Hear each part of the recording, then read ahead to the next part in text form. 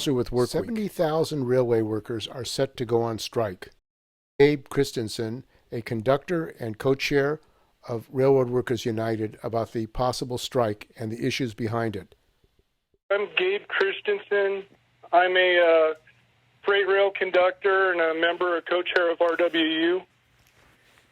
And Gabe, RWU, why don't you talk about that and what you've been involved in?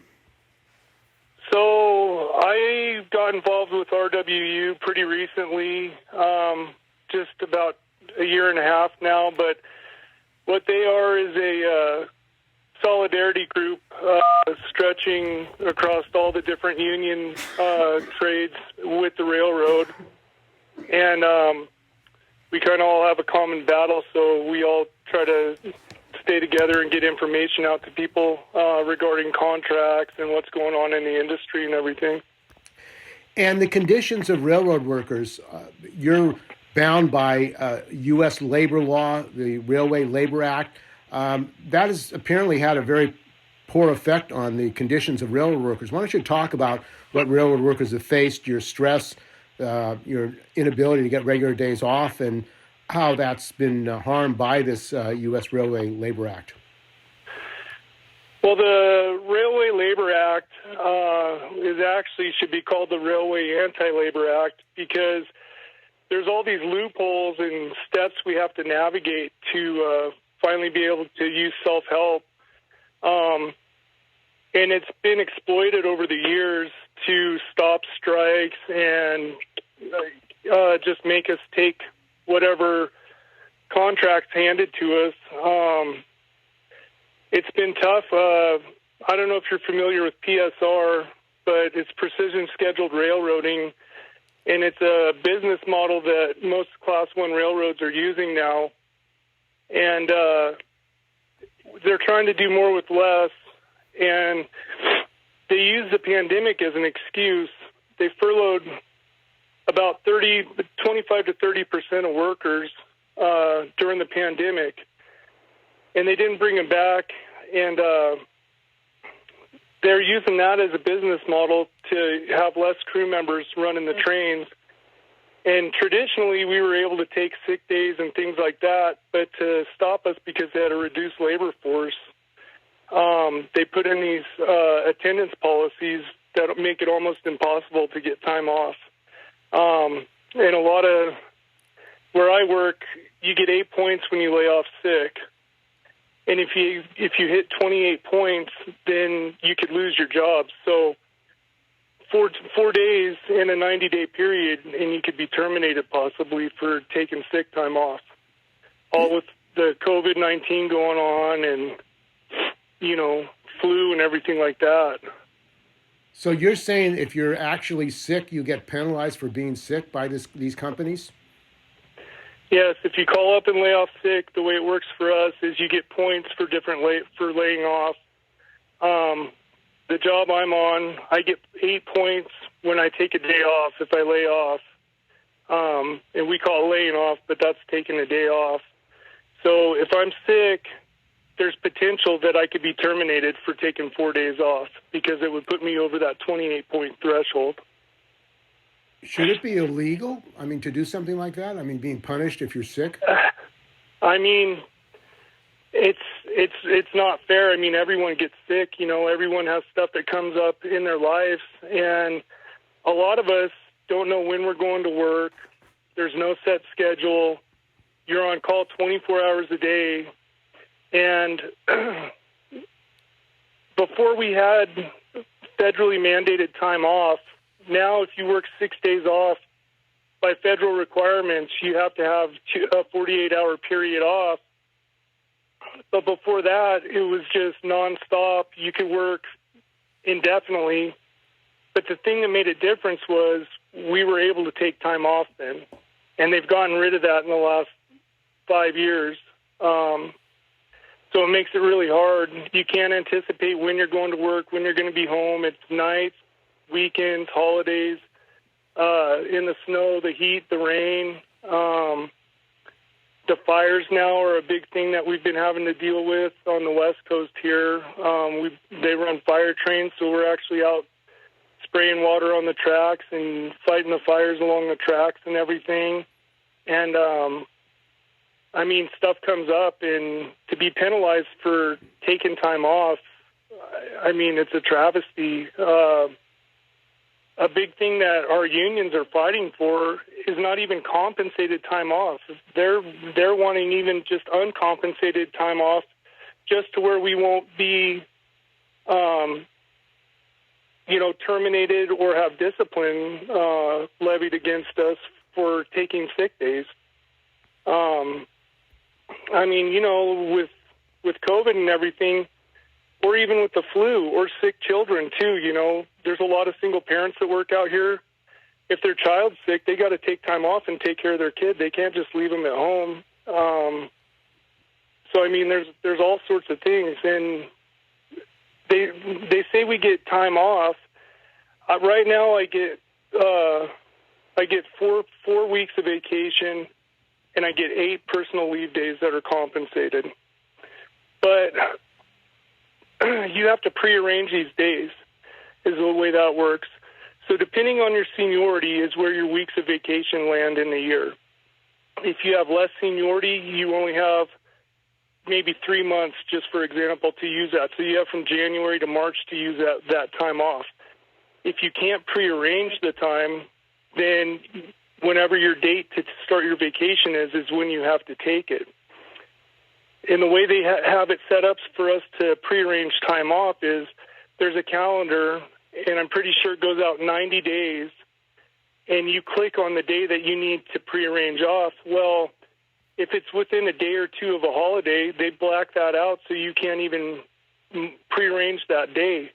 Or they may just let one person in a terminal where there's 60 or more employees trying to get a day off. They may only allow one person to prearrange that day. So with being on call and having to take trains out of town and not knowing when you're going to get back, a lot of times you may have to take 2 to 3 days off to make a doctor's appointment, because we all know doctors only work Monday through Friday.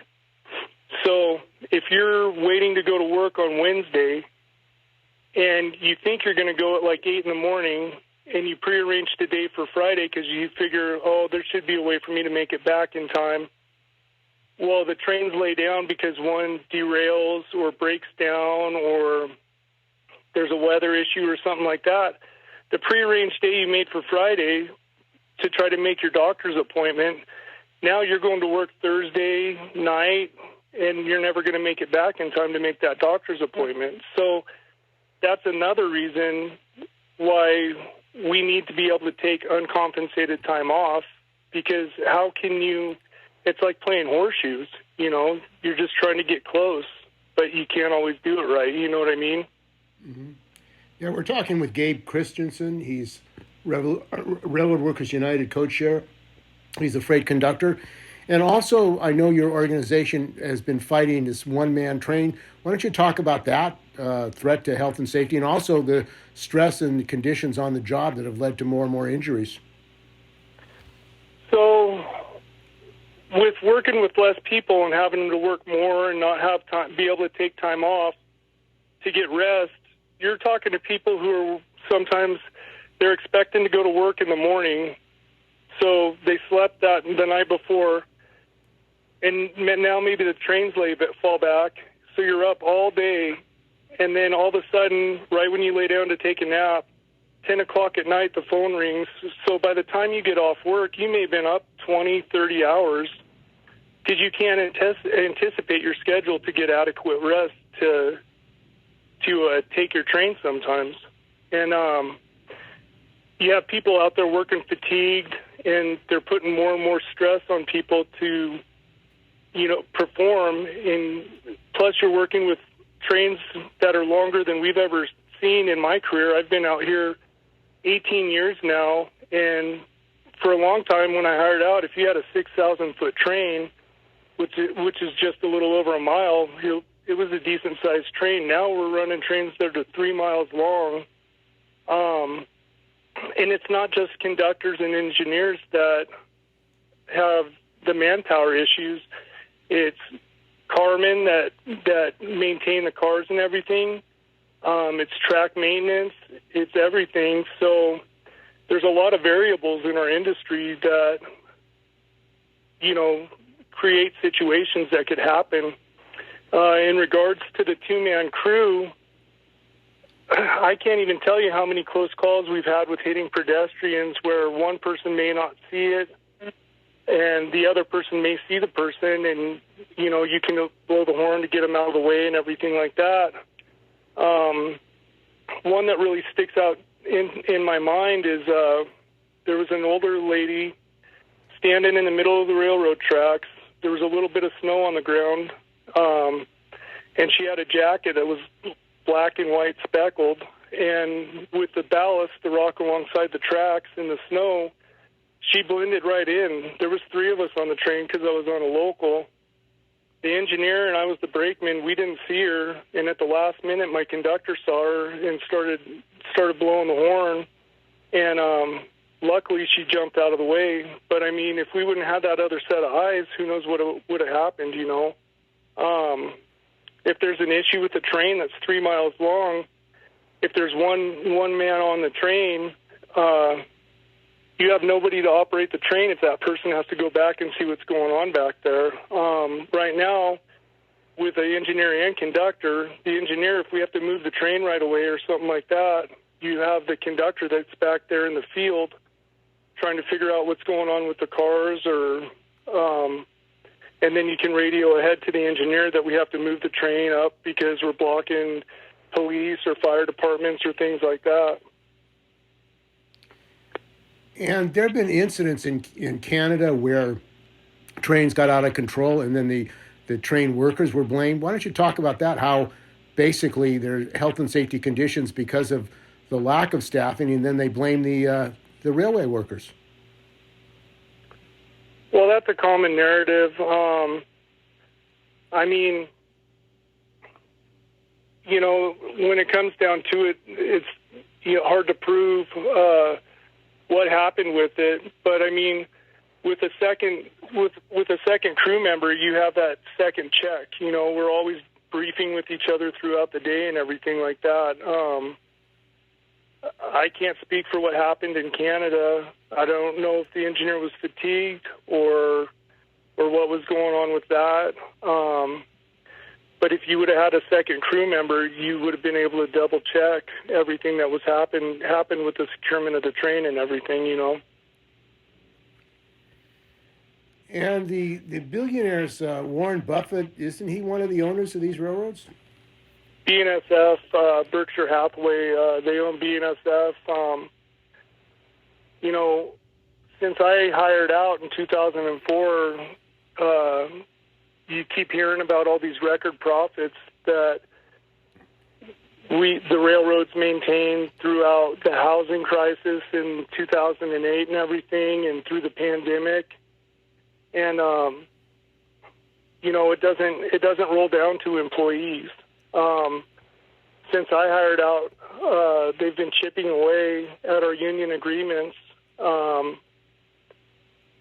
just slowly taking stuff away, and our pay is affected by that. Our time off is affected by that. It just seems like it's never enough. It's never enough for them. And the Biden administration has appointed a board. What happened with that board that he appointed? They're still in mediations. The company and the carriers and the unions are still in mediations, I believe, as we speak right now. We were hoping for a better outcome with the PEB, but it basically seems like they just went right down the middle on wages and left a lot of the other stuff up to the unions and carriers to figure out, which was disappointing because we thought the PEB would be more in our favor and at least make some concrete decisions on a lot of issues that are affecting us. I don't know. Well, that was appointed by the Biden administration, which claims that it's very pro-labor. Who did they appoint to the board that wouldn't make an issue of the fact that you can't take days off or when you get sick and that kind of thing? It seems like that's a common sense way of working for railroad workers and other workers. You need time off, and the conditions that you are facing are forcing you really to take action. Right. I don't understand why that wasn't touched. Another thing I want to point out, when you're working these insane hours, where one day you may work the morning, later that night you may go back to work, then, it may be the afternoon the next day. Your body naturally gets fatigued, and it's more susceptible to you getting sick or having other health issues. So that's another reason why we need to have the ability to take time off if we're having health issues. And what effort have the unions made? They're national unions, Teamsters, sheet metal workers, SMART. They're big unions, IEM. What kind of national campaign have they made in the United States to educate, inform the working people of this country about your conditions? I think they've been going on social media. I'm actually a union officer, and I've been talking to members and people locally. We've had support through the AFL-CIO with a lot of our issues, Central Labor Council.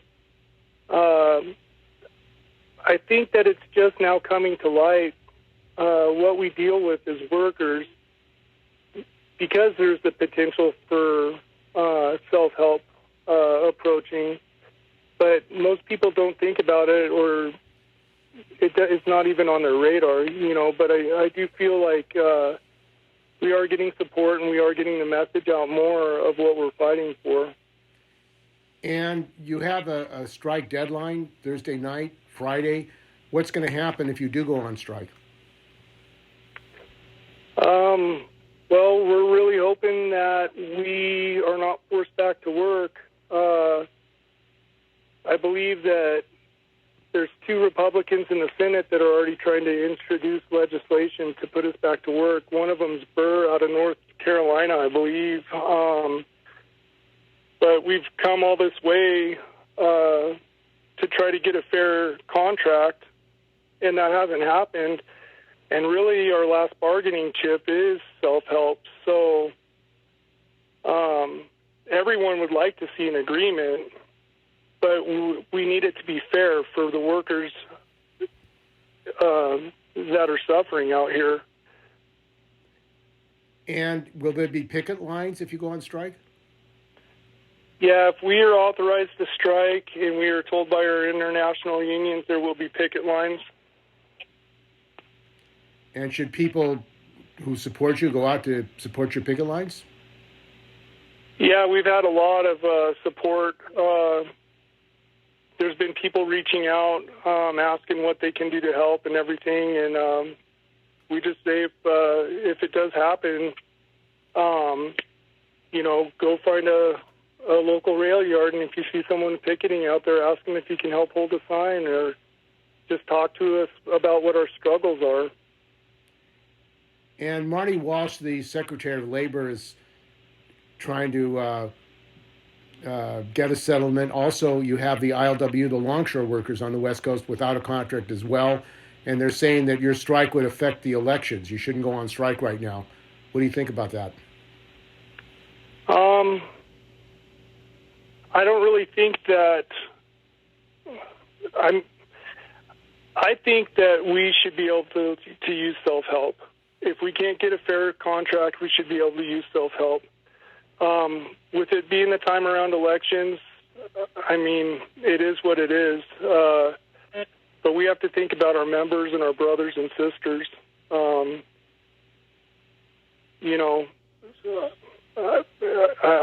don't know what else to say about that. I don't want to affect the elections one way or the other, but we deserve a fair contract. And how can people get more information? RWU, how do they get in touch with you and go to your website? Yeah, just go to Railroad Workers United. There's tons of information there. We're on Twitter, Facebook. So just go there and read the stories of everybody that's out here. Fight for Two-Person Crews has a lot of information. There's a ton out there right now. And has any legislation been introduced to get rid of this, what you say is an anti-labor railway act? Not that I know of. It's been around since the 20s. But as far as I know, no one's really pressed legislation to change it, at least in my time in the industry. Okay, well, I want to thank you for joining us. We've been talking with Gabe Christenson. He's a freight coordinator, and also he is co-chair of Railway Workers United. Thanks for joining us on WorkWeek. Okay, thank you so much.